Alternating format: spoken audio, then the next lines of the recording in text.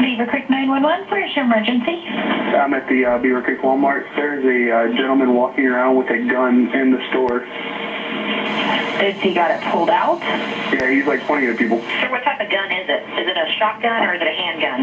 It looks like a rifle. He's like loading it right now. What's he loading it with, do you see? I have no idea. I'm not getting that close to him. Now, Sergeant, having listened to that, does that change your analysis at all of what you've seen on this tape?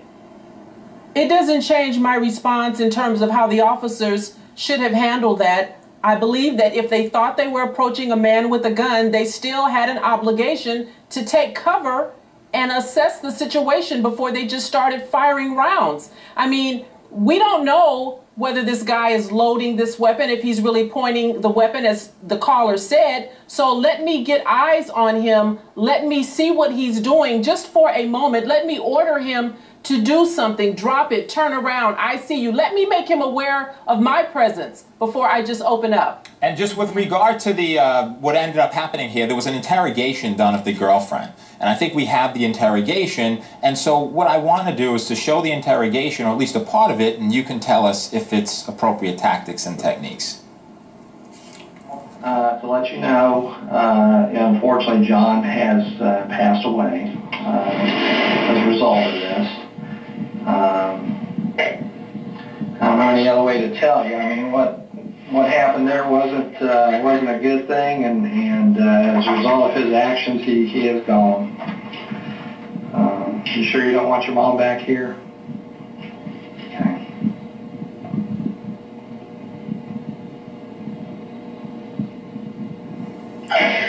Now what's happening there is there's an interrogation done. Based on that interrogation, and we should also say that followed, of course, the 911 tape, that followed when there was the shooting, and the 911 caller apparently recanted and changed his story regarding what was happening in that store. But take us through that interrogation.